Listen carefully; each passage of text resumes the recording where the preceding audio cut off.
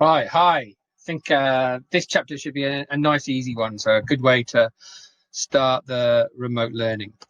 So if we have y equals x squared, when we differentiate it, dy by dx is 2x. I'm sure you all know that. S squared plus 1 gives us 2x. S squared minus 3 gives us 2x. S squared plus 9 gives us 2x, etc. If we're going back the other way, we can see that all of these are different, but all of these are the same. So when we go back, we end up with y squared, but we don't know if there's a value there. Here, for instance, in this case, the value of c is 0, but we wouldn't know that. If we were just given this, we wouldn't know that the value of c was 0. Simply there, we wouldn't know it was 1, we wouldn't know it was minus 3, so we wouldn't know any of those things. What this means, if we think about it, like x squared is the red one, x squared plus 1 is the one above it, and there's the others. Now, when we differentiate, we just work out the gradient, don't we? So the gradient for each one of these will be the same at a particular point. Gradient is the same at a particular point. So when you're given the gradient, you want to work back to the original graph. You've got no idea the value of c. So in this case, you've got no idea where it crosses the y-axis. So in general, you've got to have that plus c. Don't forget to put the plus c. If you forget to put the plus c, you're going to be losing marks all over the place. And trust me, you will forget to put the plus c. So let's have a look at some antiderivatives where r isn't minus 1. There are some weird stuff happens when r equals minus 1, and we will look at that later, and some of you may already know that. So if we've got x cubed, when we differentiate it, we do 3 to the front, take away a power. So 3x squared. 3 over 2 to the front, take away a power. 8 to the front, take away a power. Minus 4 to the front, take away a power. So, because we know what the original was, we know that we just got to put a plus c. So we know what they are, but what is the actual rule?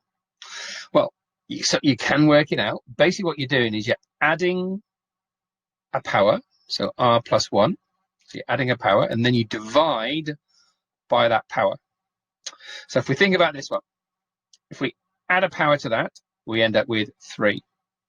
So x cubed, and then we divide by that 3. So that 3 there and the 3 that we've divided by cancel each other up, and we cancel each other out, and we just end up with x cubed. So basically you add a power, which is this bit here, divide by that power, that one there.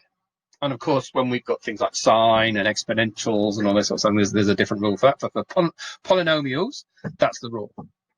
Gets a little bit tricky down here when you've got negatives, so just take big care. So a few nice simple examples. So we're just going to add a power, divide by that power. So here they've taken the 3 outside again. I'm not too sure if it's worth doing that. Well, let's see if you think it is. So we add the power, divide by the power, plus the c. We've got a 3 on the top and a 6 on the bottom, so we're going to end up with a half. So if we'd done it without taking the 3 out, we would just added a power, 6 would go on the bottom, 3 over 6, a half. We'd end up with the same thing. Don't forget the plus c. Here we just got a few steps. Again, they've taken the 3 outside, they've taken the 4 outside. It's weird what happens to a number on its own. So if you're differentiated, it disappears. Because you're going the other way, the x comes back again. So add a power there, becomes a 3, divide by the 3, they cancel. We're just left with an x. There you go, they've done it properly. So add a power, divide by that power. Don't forget, if you're adding something to minus 2, you get back to minus 1. Make sure you're going the right one, divide by that power. Add a power, so if you think that's 3x to the power of 1. Yeah, 3x to the power of 1, divide by 1. Do some simplifying if there's any that needs to be done, and there's your answer. So we might try and put some wording things in. Now, when they do this, it means they want you to find C. They've given you a clue. The first thing we do is do our integration, and we end up with plus C. Now, it tells us that when x is 0, the value of y is 0. So we can just go straight in and say, okay, if that is 0, that's going to be 0. So in this case, 0 to the power of 4 divided by 4 is 0. 0 to the power of 3 times 3 divided by 3 is 0. So c is going to end up being 0. So in this case, the original function, c is 0, so it's just x to the 4 over 4 plus 4x to the 3 over 3. Doesn't necessarily end up that, obviously, c is not always going to be 0. For instance, in this example here, perhaps. So now we've got a bit of a sort of a worded, even more abstract, perhaps. The gradient of a tangent. So we've got to know that when we work out the gradient of something, that's the same as differentiation on a curve. So the tangent, the gradient, is 2x, and it tells us that the curve passes through minus 1, 4. Now we might remember the first example we did. We know that the original graph is going to be x squared.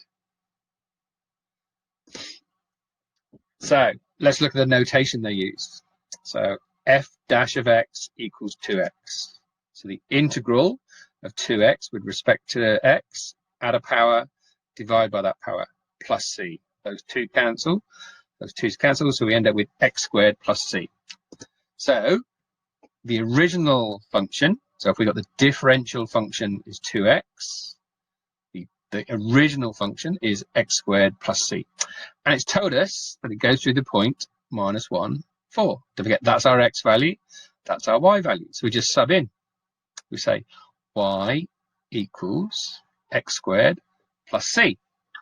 Please take care here. You've done all this hard work, and now we've just got a really, really easy bit of algebra to do. Don't mess up. Minus and a minus make a plus, so that's plus 1. Take that 1 over to that side. C ends up being 3. So find the equation of this curve. F of x equals x squared plus 3. There's some notes. Either print them out or put them neatly in your book. There's a question that you're going to do, and I've actually put this particular question.